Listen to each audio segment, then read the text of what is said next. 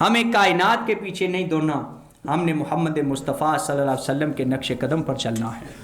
تو اب میں بلا تاخیر جناب صاحبزادہ سید محمد نعمان شاہ صاحب کی خدمت میں گزارش کروں گا، وہ تشریف لائیں اور اپنے ملفوظات سے۔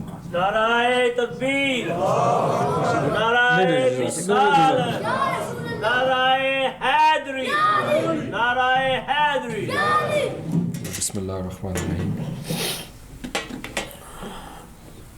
I think most of the audience are sleeping, looks like it. I'm sure you guys don't behave exactly the same way you are behaving right now during the Man United match when City plays.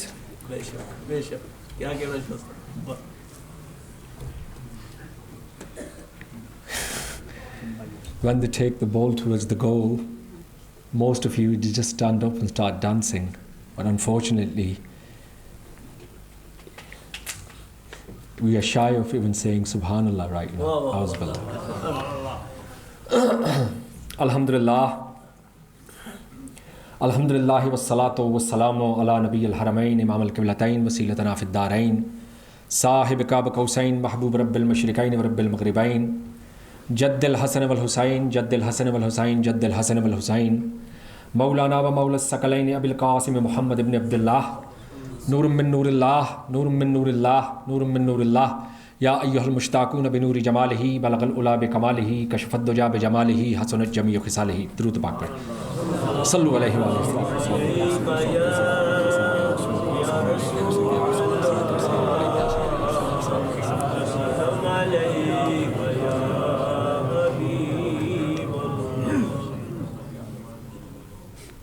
تمام تعریفیں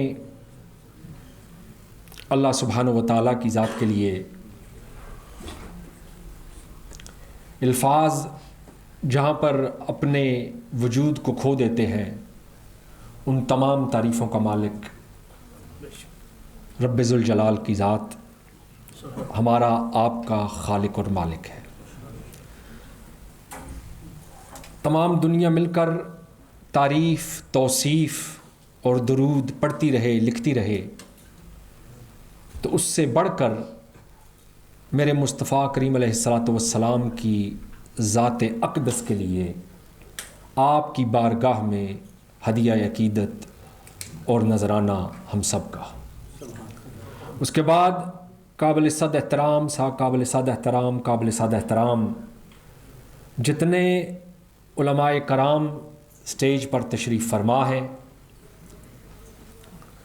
بالخصوص اس محفل کے host, اس محفل کی جان جناب حضرت علامہ و مولانا قاری محمد مرتضیٰ صاحب نقشبندی مجددی چراہی، اور آپ سب کی خدمت میں السلام علیکم ورحمۃ اللہ وبرکاتہ۔ دوستانہ گرامی، کوئی لمبی چوڑی بات چیت کرنی نہیں ہے، مجھے یہاں پر دعوت دی گئی ہے جس کے لیے میں اپنے لیے جو چیز بہت افتخار سمجھتا ہوں، باعث عزت سمجھتا ہوں۔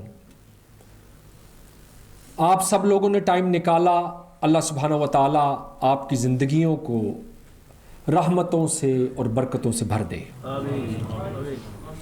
نبی اکرم صلی اللہ علیہ وآلہ وسلم کی ذات بابرکات کے لیے، جیسے میں نے پہلے عرض کیا کہ تمام دنیا پہلے آدم سے لے کر اور آخری انسان جس کی جان نکالی جائے گی، اگر مل کر بھی تعریف و توصیف لکھ دیں تو وہ پوری نہیں ہو سکتی۔ الفاظ اپنا اوزان، اپنا وزن، اپنا مقصد کھو دیں، لیکن میرے مصطفیٰ کی تعریف نہیں بیان کی جا سکتی۔ اور اسی تعریف کے لیے، اسی توصیف کے لیے اصل جو مقصد ہے وہ ہم یہاں پر آج جمع ہیں۔ مولانا صاحب پہلے فرما رہے تھے کہ یہ چیز سوچنا یا یہ چیز اپنے دماغ میں لانا کہ رسول اللہ صلی اللہ علیہ وآلہ وسلم تھے، یا ایسا سوال اپنے ذہن میں پیدا کرنا کہ وہ تھے، تو اس کے جواب میں آپ کو ایک ہی بات کہہ سکتا ہوں کہ پہلے نبی سیدنا آدم علیہ الصلوۃ والسلام جو دنیا کے اندر آئے میرے مصطفیٰ کے آنے کی خوشخبری لے کر آئے. جب آدم علیہ الصلوۃ والسلام کو بنایا گیا تو آپ کے ماتھے کے اندر ایک پرل، ایک بہت خوبصورت ایک پرل رکھا گیا، ایک روشنی رکھی گئی. وہ روشنی وہ دن میں سورج سے زیادہ چمکدار تھی اور رات کے وقت چاند سے زیادہ مہکتی ہوئی اور چاند سے زیادہ چمکدار تھی. وہ روشنی چلتے چلتے میرے مصطفیٰ کریم علیہ الصلوۃ والسلام کے والد گرامی کے ماتھے کے اندر تشریف لائی اور وہاں سے سیدہ کی گود میں آئی اور میرے مصطفیٰ کریم علیہ الصلوۃ والسلام اس دنیا میں تشریف لے کر آئے. دوستانہ نے گرامی، میں سیدنا آدم علیہ الصلوۃ والسلام سے لے کر 1400 سال پہلے تک کا سفر کروا کے لایا ہوں آپ کو. اب اس کے بعد یہ سوچنا کہ وہ تھے، اپنے آپ کو یہاں پر بیٹھا ہوا محسوس کر لیں کہ آپ کیوں بیٹھے ہوئے ہیں یہاں پر. کسی چیز کا ذکر، اگر کوئی چیز ماضی کا حصہ ہے، وہ پاسٹ کا حصہ ہے، وہ پیچھے رہ گئی، تو اس کا ذکر آج تک زندہ ہے، وہ ذکر آج بھی موجود ہے اور اپنی اونچائیوں کی طرف جا رہا ہے، وہ نیچے کی طرف نہیں جا رہا. وَرَفَعْنَا لَكَ ذِكْرَكَ کی جو مصداق ہے وہ اوپر کی طرف جانے کے لیے ہے کہ ہم نے اے محبوب تیرا ذکر بلند کیا ہے، اور وہ بلند 1 یا 2 منٹ کے لیے نہیں کیا، 1 یا 2 دن کے لیے نہیں کیا گیا. وہ جس دن میرے رب نے وہ نور بنایا اس دن سے وہ اپنی بلندی کی طرف رواں ہے، اس کا سفر اپنی بلندی کی طرف رواں ہے. ہر آنے والا لمحہ میرے مصطفیٰ کو اوپر لے کے جا رہا ہے، ہر آنے والا لمحہ میرے مصطفیٰ کو بہتری اور اوپر سے اوپر. جو چیز ہمارے دماغ، ہماری سوچیں جس کو میجر ہی نہیں کر سکتی، میرے مصطفیٰ کمال اس کو کہتے ہیں. میں ہمیشہ سے کہتا رہتا ہوں، میں دوستوں کو کہتا ہوں، کمال تو وہ کمال ہے جس کو کسی احاطے میں نہ قائد کیا جا سکے. لوگ کہتے ہیں کہ کوئی علم ہے، لوگ مجھے کہتے ہیں کہ جی میڈیکل سائنس بہت اونچی ہے، تو میں کہتا ہوں میڈیکل کا جو علم ہے نا وہ ناپائیدار ہے، وہ ناپائیدار ہے. جو چیز نامکمل ہے وہ ناپائیدار ہے. ثابت یہ ہوا کہ ہر وہ علم جو ناپائیدار ہے، جو کسی جگہ پر جا کے رک جاتا ہے، جو کئی چیزوں کا جواب نہیں دے سکتا، وہ علم ناپائیدار ہے.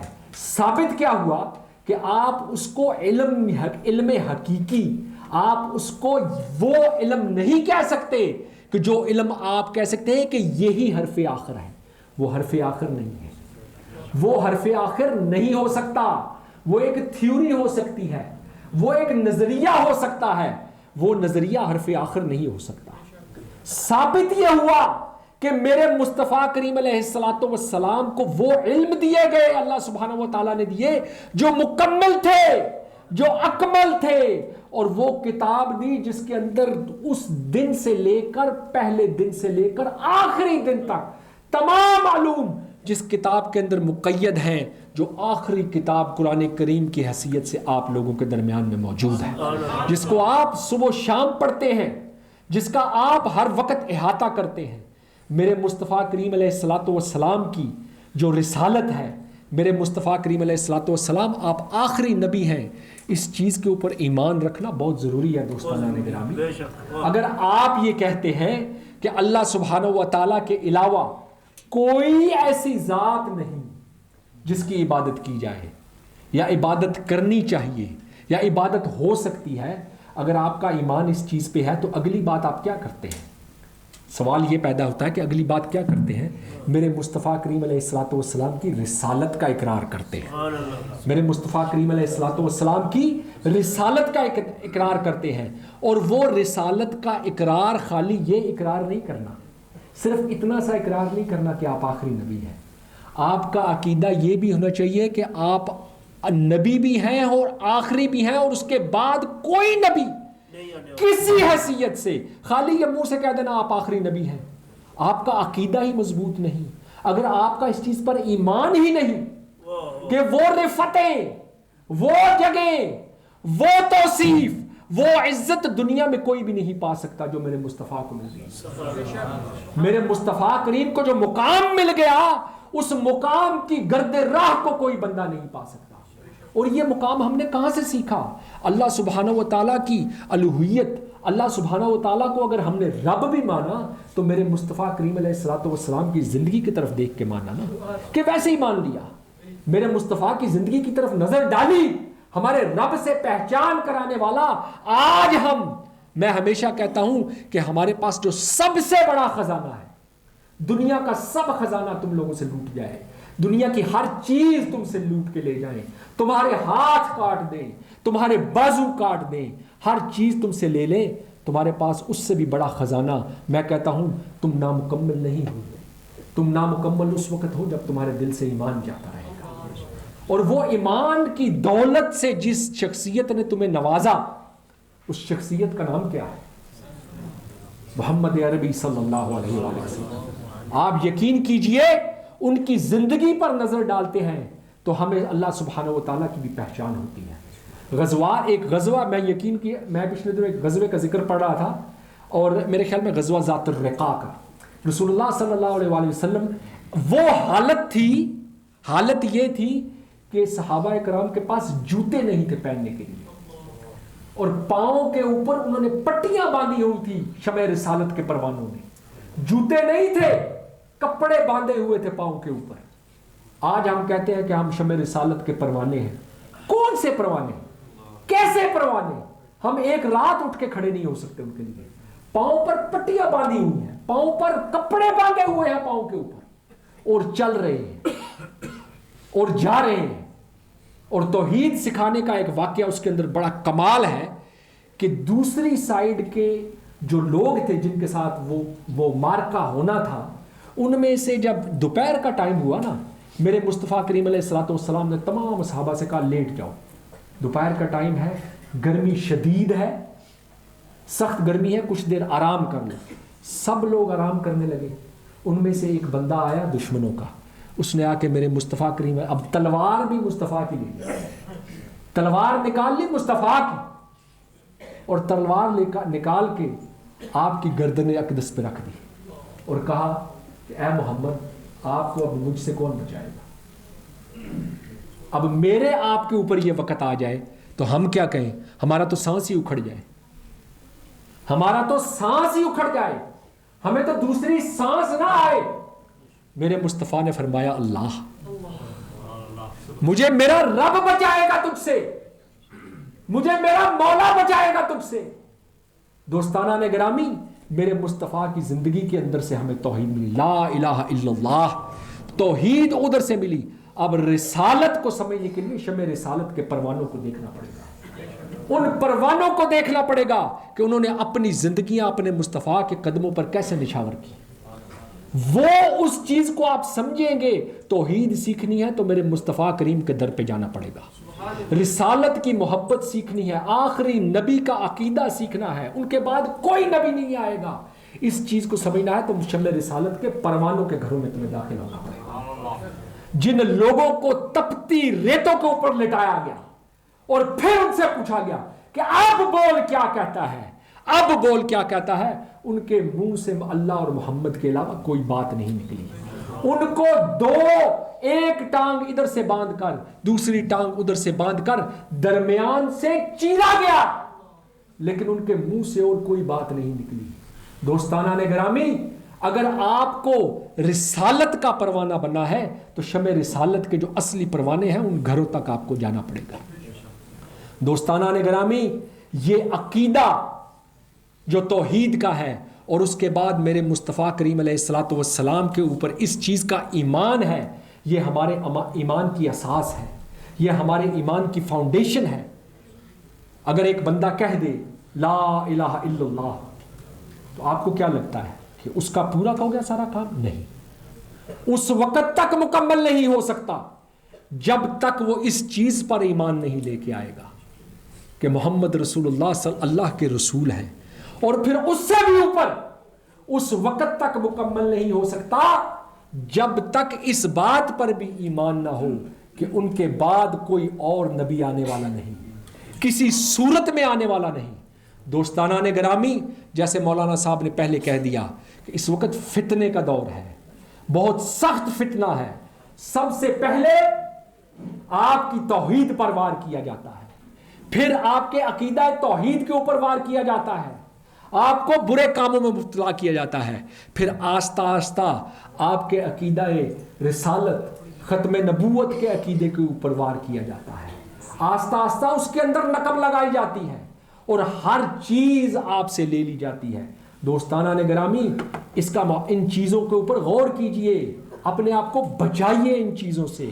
ہماری ہر چیز تباہ کر دی گئی ہے، ہمیں ہر چیز ایک نئے روپ میں پیش کی جا رہی ہے۔